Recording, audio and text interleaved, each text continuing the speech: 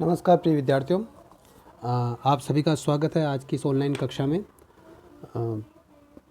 कला स्नातक तृतीय वर्ष में आधुनिक काव्य के अंतर्गत हम पढ़ रहे हैं रामधारी सिंह दिनकर, और दिनकर में आज ये द्वितीय भाग है। कल पहले जो वीडियो हमने देखा था उस वीडियो में हमने रामधारी सिंह दिनकर जी का परिचय और परिचय के साथ में हमने कुछ उनकी छवियाँ भी देखी थी, और उसके साथ में हमने कुरुक्षेत्र का जो छठा सर्ग आपके पाठ्यक्रम में दिया गया है उसका हमने प्रथम पृष्ठ हमने पढ़ चुके हैं। तो आज उनका द्वितीय पृष्ठ पढ़ेंगे इस कुरुक्षेत्र में से। देखिए, ये जो कुरुक्षेत्र खंड काव्य कह सकते हैं, इसको महाकाव्य कह सकते हैं। 7 सर्गों का कुल है ये, और इसमें युधिष्ठिर और भीष्म के बीच में युद्ध के महत्व या फिर युद्ध की अनिवार्यता पर विचार किया जाता है। तो एक तरह से ये विचार काव्य के रूप में है। और युद्ध की अगर बात की जा रही तो युद्ध आया कहाँ से है? पहले तो इस रंग से युद्ध हुआ नहीं करता, लेकिन जैसे जैसे मानव ने प्रगति की है, विज्ञान ने प्रगति की, तो उसके हाथ में ऐसे विनाशक हथियार आ चुके हैं कि आज मनुष्य पूरी पृथ्वी को चाहे तो नष्ट कर सकता है। तो उसी ढंग से इस विज्ञान के चमत्कार की बात करें, कई बार हम इस ढंग से चर्चा भी करते हैं कि विज्ञान वरदान या अभिशाप। तो निश्चित तौर से अगर हम बात करें तो विज्ञान वरदान तो हुआ ही है, लेकिन उससे ज़्यादा अभिशाप भी हुआ है। तो रामधारी सिंह दिनकर जो आज हम पढ़ने जा रहे हैं खंड, उसमें इसी ढंग की बात हुई है, इसी ढंग की चर्चा की गई है। ये देखिए, ये जो द्वितीय पृष्ठ हम पढ़ रहे हैं, आज की दुनिया विचित्र नवीन, प्रकृति पर सर्वत्र है विजयी पुरुष आसीन, है बंदे नर के करों में वारी, विद्युत भाव हुक्म पर चढ़ता उतरता है पवन का ताप। ये जो बात करें मनुष्य की जो प्रगति की है मनुष्य ने, कि आज मनुष्य ने बात करें तो जितने भी जो प्रकृति के तत्व हैं उनको जीत लिए हैं। देखो, मूल बात तो की जाए तो प्रकृति को तो कभी जीता नहीं जा सकता है, कि ये तो मनुष्य का एक घमंड है। केवल मनुष्य अपने मन में ऐसा इस प्रकार से विचार करे कि मैंने प्रकृति को जीत लिया है। प्रकृति सहन करती है, सारी बातें सहन करती है, कि मनुष्य को अपने पुत्र के समान उसको उछलने देती है, कूदने देती है। ये जो अस्तित्व मनुष्य अपनी मनचाही हर चीज़ करता है, तो प्रकृति उसको मात्र अवसर दे रही है। लेकिन प्रकृति का जब कभी मन होता है तो ऐसे हम जो विकराल जो स्थितियाँ देख रहे हैं, जैसे आज हम कोरोना की स्थिति देख रहे हैं, तो कोरोना की जो स्थिति है वो मनुष्य के ही किन्हीं कार्यों का परिणाम है। आज हम देखते हैं तो ऑक्सीजन की किल्लत आ रही है, तो हमने पेड़ पौधे सब कुछ काट दिए हैं। तो आज विश्व में जो प्राकृतिक ऑक्सीजन उसकी इतनी मात्रा नहीं है, तो आज हमें कृत्रिम ऑक्सीजन पर निर्भर रहना पड़ रहा है। तो देखिए, पढ़ते हैं कि रामधारी सिंह दिनकर इस विषय में क्या कहते हैं। वैसे ये जो संवाद है वो युधिष्ठिर और भीष्म के बीच में है, और इसके माध्यम से ही रामधारी सिंह दिनकर अपने विचार भी साथ में प्रस्तुत करते हैं कि युद्ध कहाँ पर आवश्यक है। और अगर आवश्यक तो है, क्योंकि जहाँ पर कभी बहुत ज़्यादा अन्याय बढ़ जाता है तो वहाँ पर युद्ध आवश्यक होता है, ठीक बात है। लेकिन फिर भी मनुष्य ने जो विज्ञान की जो प्रगति की है, विज्ञान की प्रगति का वो एक सकारात्मक लाभ नहीं ले पाया, तो नकारात्मकता की तरफ किस ढंग से बढ़ता चला जा रहा है। मनुष्यता को किस चीज़ की दरकार थी, मानवता को किस चीज़ की दरकार थी, उसको भूलकर वो एक विनाशकारी मार्ग पर वो बढ़ता जा रहा है, उसकी बात यहाँ पर की गई है। तो चलिए पढ़ते हैं। आज हम इसी अध्याय को देखते हैं।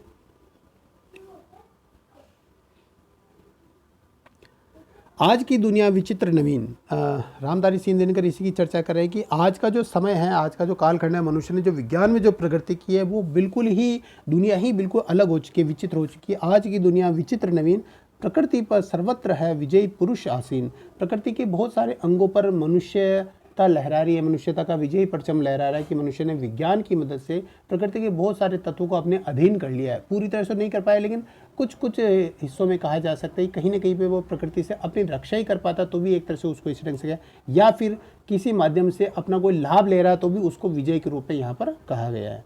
तो देखिए क्या कहा गया है, बंदे नर के करों में, मनुष्य के हाथों में बंदे हैं, कर यानी हाथ में, तो है बंदे नर के करों में वारी यानी जल, मतलब मनुष्य ने पानी को बांध लिया। निश्चित तौर से जब नदियों को बांध लेता तो पानी को बांधने के समान हुआ।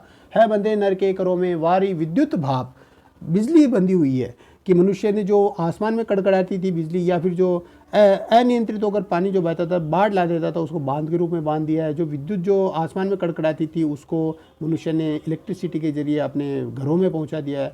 भाप की शक्ति को उसने रोक कर अपने लिए बहुत सारे रेलवे के इंजन बनाए, और भी भाप की शक्ति से वो बहुत सारे काम कर रहा है, विद्युत इंजन चला रहा है ना। तो है बंदे नर के करों में वारी, विद्युत भाव हुक्म पर चढ़ता उतरता है पवन का ताप। और मनुष्य अपने हिसाब से उस पवन का ताप चढ़ता उतारता रहता है नहीं बाकी कहीं व्यवधान, और कहीं भी उसने व्यवधान शेष नहीं बचाया। मतलब प्रकृति में ऐसे जैसे बहुत सारे पहले स्थल थे जैसे पृथ्वी की अगर हम बात करें तो अंटार्कटिका, आर्कटिक, ऐसे जो स्थान थे वो मनुष्य की पहुंच से काफ़ी दूर थे। अगर हम बात करें तो चांद भी बहुत ज़्यादा दूर था, लेकिन आज मनुष्य ने विज्ञान के जरिए इतनी ज़्यादा प्रगति की है कि चांद पर भी मनुष्य कदम रख चुका है, और आर्कटिक अंटार्कटिक पर तो वहाँ पर तो वो जा ही चुका है।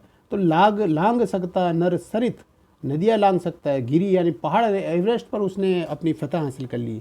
नर सरित गिरी सिंधु एक समान, और नदियों को, पहाड़ों को और सागर को एक समान भाव से वो लांग सकता है, इतनी उसने प्रगति कर ली है। निश्चित तौर पे यहाँ पर एक सकारात्मक पक्ष दिखाएगी कि मनुष्य अपने पुरुष से क्या क्या करने में संभव है। शीश पर आदेश कर औदार्य, अपने माथे पर आदेश कर औदार्य, प्रकृति के सब तत्व करते हैं मनुष्य के कार्य। देखिए प्रकृति के जो तत्व है, जैसे कि वायु, जल, अग्नि, ये सारे के सारे तत्व मनुष्य के सेवक के भांति मनुष्य के आदेशों को अपने शीश पर अवधार्य करते हुए, स्वीकार करते हुए सारे कार्य वैसे ही करते हैं जैसा मनुष्य चाहता है। मानते हैं हुक्म मानव का महावरुणेश, वरुणेश यानी जल देवता भी मनुष्य का हुक्म मानने लगे हैं। और कर्ता शब्द गुण अंबर वहन संदेश, देखिए ये किसके लिए आया, रेडियो के लिए आया है। और कर्ता शब्द गुण, जो मनुष्य के जो शब्द है, यानी जो उसकी रेडियो जो फ्रिक्वेंसी है, रेडियो जो उनकी जो किरणें हैं उनको, और कर्ता शब्द गुण अंबर वहन संदेश, जो आकाश है वो भी मनुष्य के जो शब्द है उनका संदेश के रूप में वाहन करता है। जैसे सेलुलर हो गया, मतलब मोबाइल हो गया, चाहे रेडियो हो गया, उनके वो शब्दों को इधर से उधर ट्रांसफ़र करने में मदद करते हैं। नव्य नर की मुट्ठी में, नव्य यानी नए मानव की मुट्ठी में, पुराना मानव नहीं है, ये विज्ञान से संपन्न एक नया मानव है। नव्य नर की मुट्ठी में विकराल है सिमटते जा रहे प्रत्येक क्षण दिक्काल, हर क्षण क्षण के अंदर ये जितने भी जो ये तत्व है, प्रकृति के जितने भी तत्व है, हर क्षण में उस मुट्ठी के अंदर सिमटते चले जा रहे हैं।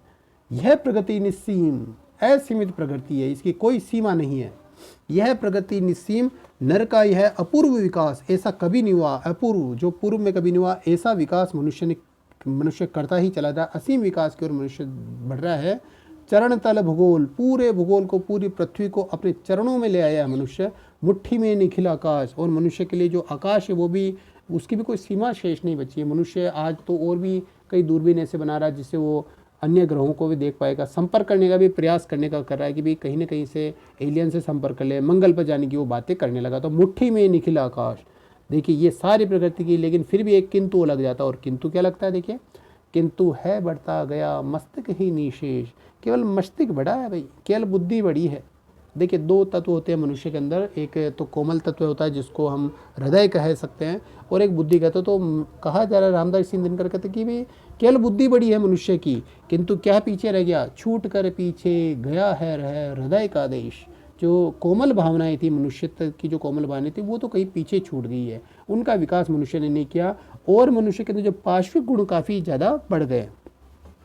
नर मनाता नित्य नूतन बुद्धि का त्योहार, नूतन बुद्धि का त्यौहार मना, नए नए चमत्कार करते जा रहा है। हर चीज़ में बुद्धिवाद के बढ़ते हुए तर्क बुद्धि बढ़ा रहा है। तो हर जगह पर उसने प्रगति की है, और हर जगह पर वो निरंतर बढ़ता जा रहा है, बुद्धि के त्यौहार मान रहा है। हर क्षेत्र में, चाहे राजनीति की बात करें, व्यापार की बात करें, विज्ञान की बात करें, तो हर समय बुद्धि का कोई ना कोई नया चमत्कार करता जा रहा है, नई नई शाखाएँ फूट रही इससे। प्राण में करते दुखी हो देवता चित्कार, लेकिन प्राणों में जो हृदय की जो कोमल भावनाएं हैं, उन भावनाओं की जो देवता है वो चित्कार करते हैं, क्योंकि मनुष्य उनकी पूरी तरह से उपेक्षा कर रहा है, उनकी कहीं पर कोई बात नहीं रह रही है। तो मनुष्य के अंदर जो कोमल भावना है वो चित्कार करती है, चाहिए उनको न केवल ज्ञान। ये जो मनुष्यत्व के अंदर जो कोमल भावनाएं हैं, ये देखिए दो बात की है, एक तो हृदय पक्ष की बात की है, एक बुद्धि पक्ष की बात की है। जैसे हमने पहले पढ़ा था, पहला जो पाठ हमने देखा था कामायनी में, हमने श्रद्धा देखा था, उसमें मैंने आपको समझाया था कि मनुष्य के अंदर एक तो जो मन होता है, और मन के साथ में एक तो बुद्धि है और एक हृदय है। मनु तो प्रतीक हो गया मन का, तो हृदय और बुद्धि, तो मनुष्य को क्या करना पड़ता है, दोनों को एक संतुलित भाव से रखकर उसको आगे बढ़ाना पड़ता है। जब कभी मनुष्य केवल बुद्धि भाव से बढ़ता है तो वहाँ पर भौतिकता बढ़ती है, और जब कभी हृदय पक्ष बढ़ता है तो वहाँ पर भावुकता बढ़ती है। तो मनुष्य को क्या करना चाहिए, दोनों को संतुलित रखना चाहिए। लेकिन आज का जो मनुष्य अपनी प्रगति में हृदय पक्ष को कहीं पर वो पीछे छोड़ चुका है। तो जो हृदय के जो देवता है वो क्या चाहिए, उनको क्या आवश्यकता होती है, तो आधुनिक जो बुद्धिवादी मनु है वो तो केवल ज्ञान ही नहीं चाहिए। ये जो मानवता के देवता, उसको केवल ज्ञान नहीं चाहिए, क्या चाहिए, चाहिए उनको न केवल ज्ञान। देवता है मांगते कुछ स्नेह कुछ बलिदान, कुछ स्नेह, कुछ त्याग, कुछ मानवता, सत्य पर प्रेम, अहिंसा, दया, ये सारी जो मानवीय मूल्य, उनकी भी आवश्यकता होती है। मोम सी कोई मुलायम चीज़ ताप पाकर जो उठे मन में पसीज पसीज। ऐसा कोई कोमल भाव चाहिए जो किसी का दुख देखकर स्वयं भी पसीज उठते हो। तो ऐसे भाव तो मानवता के हो सकते हैं, ऐसे करुणा के भाव हो सकते हैं जो मनुष्य कहीं पर खोता चला जा रहा है। प्राण के झुलसे विपिन में फूल कुछ सुकुमार। ये जो प्राणों का जो झुलसा विपिन है, ये जो जंगल है जो पूरी तरह से झुलस सा गया है, उसके अंदर कुछ कुछ सुकुमार फूल चाहिए, कुछ ऐसे भावनाओं के फूल चाहिए। ज्ञान के मरु में सुकोमल भावना की धार, चांदनी की रागनी कुछ भोर की मुस्कान। ये देखिए सारी सारी सुकोमल कामनाएं यहाँ पर की गई है। जो ऐसा चाहिए कि अपने हृदय के अंदर जो कोमल भावना के पुष्प खिलते रहें, और ये जो ज्ञान का केवल सूखा मरुस्थल नहीं चाहिए, यहाँ पर तो कुछ कोमल मानवीय भावना की भी जलधारा की आवश्यकता होती है। ये बहुत ज़्यादा बौद्धिकता होगी तो ये नीरस जीवन हो जाएगा। तो इस नीरस जीवन में चांदनी की रागनी की भी आवश्यकता है और भोर की मुस्कान की आवश्यकता है, ताकि मनुष्य का जो जीवन है, मनुष्य का जो हृदय है, वो वास्तविक रूप में खिल सके। नींद में भूली हुई बहती नदी का गान। ये देखिए सारी की सारी जो कोमल भावना से संबंधित जो बातें हैं वो यहाँ पर लिखी गई है। रंग में गुलता हुआ खिलती कली का राज, पत्तियों पर गूंजती कुछ ओस की आवाज़। प्रकृतिवादी कवियों के ढंग से ये वर्णन करते हैं।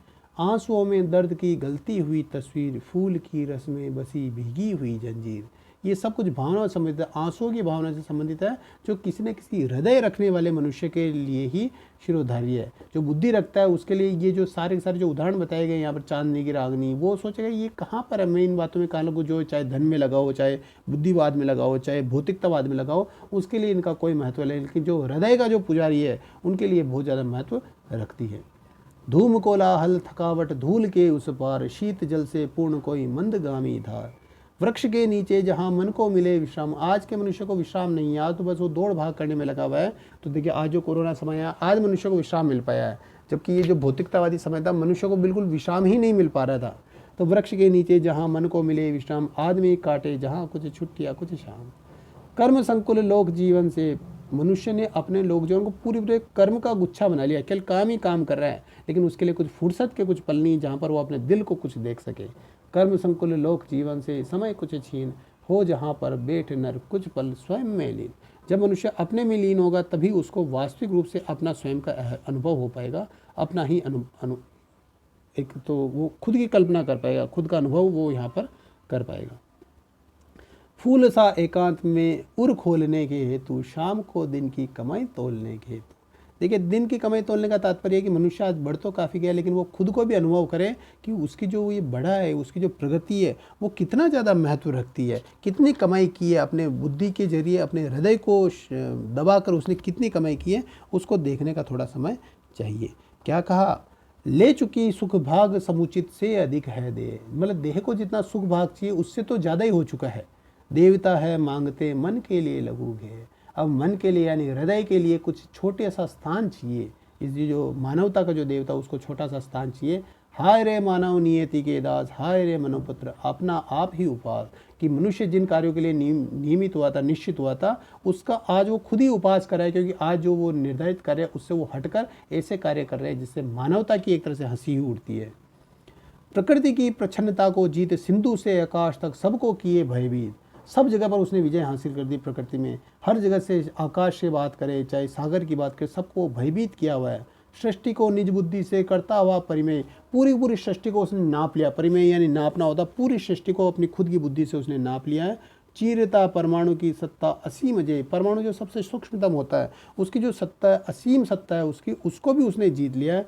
बुद्धि के पवमान में उड़ता हुआ ऐसा है, जा रहा तो किस दिशा की और निरुपाय। मनुष्य से अब यह प्रश्न पूछा गया है कि बुद्धि के पवमान में उड़ रहा है, बुद्धि के जोश में उड़ रहा है, बुद्धि के आनंद में उड़ रहा है, तो आखिरकार तू दौड़ता हुआ कहाँ पर जा रहा है, उसकी बात यहाँ पर की गई है। लक्ष्य क्या, उद्देश्य क्या, क्या अर्थ, यह नहीं यदि ज्ञात तो विज्ञान का श्रम व्यर्थ। अगर तुझे यही नहीं पता कि तुझे जाना किस ओर है, लक्ष्य क्या है तेरा, तो ये जितना भी है ये सारे विज्ञान का जो श्रम है तेरा पूरी तरह से व्यर्थ है। सुन रहा आकाश चढ़ ग्रह तारकों का नाद, तू बड़े बड़े ग्रहों पर जा रहा है, तारों पर जा रहा है और इनके नाद सुन रहा है। एक छोटी बात ही पड़ती न तुझको याद, एक छोटी सी बात है। और क्या बात है वो, एक छोटी एक सीधी बात, विश्व में छाई है वासना की रात। वासना की यामिनी जिसके तिमिर से हार, पूरे विश्व में, जैसे हमने कबीर को भी पढ़ा था उसमें माया की बात करते, तो पूरे विश्व में एक वासना की यामिनी छाई हुई, वासना की रात्रि छाई, जिसको माया भी कह सकते हैं। जिसके तिमिर सार, जिसके अंधकार में हारते हुए हो रहा नर भ्रांत अपना आप ही आहार। खुद का आहार खुद हो रहा है, यानी मनुष्य अपनी बुद्धि से स्वयं को खाता जा रहा है। देखिए ना, आज मनुष्य ऐसे ऐसे हथियार बना रहा है कि अगर वो खुद को ही नष्ट करने के लिए तैयार बैठा है। और अंत में ये जो 2 पंक्तियाँ और पढ़ते हैं, बुद्धि में नभ की सुरभि, बुद्धि में नभ की सुरभि, तन में रुधिर की कीच। साहब उसने नभ तो नाप लिया, नभ की तो उसने खुशबू नाप लिया है, लेकिन जो शरीर है उसमें रुधिर की कीच है, क्योंकि मनुष्य ने स्वयं अपने हित के लिए, भौतिकता के लिए अपने ही लोगों की हत्याएं की है। यह वचन से देवता, मनुष्य वचन से तो देवता है, बड़े अच्छे अच्छे बातें हो गई, उसके बाद में अच्छे अच्छे सिद्धांत हो गए, लेकिन कर्म से पशु नीच। और मनुष्य जो कर्मों से कैसा है, एक नीच पशु के समान व्यवहार करता जा रहा है, अपने फायदे के लिए इस मानवता को वो खतरे में डाले जा रहा है। तो आज तक के लिए इतना ही। आप इसको एक बार फिर से पढ़िएगा, जो महत्वपूर्ण है इनके आशय प्रसंग व्याख्या भी कीजिएगा। जो प्रमुख प्रश्न है उसमें रामधारी ऋषि दिनकर जी की, वो वास्तव में सच्चे अर्थों में राष्ट्र कवि है, तो उनकी जो काव्यगत विशेषताएं हैं उनसे संबंधित एक प्रश्न आपके आ सकता है, तो इसको आप अवश्य रूप से देखिएगा। चलिए, बहुत बहुत धन्यवाद। इसी ढंग से आप लोग ऑनलाइन कक्षाओं में पढ़ते रहिएगा। मिलते हैं अगले वीडियो में। धन्यवाद।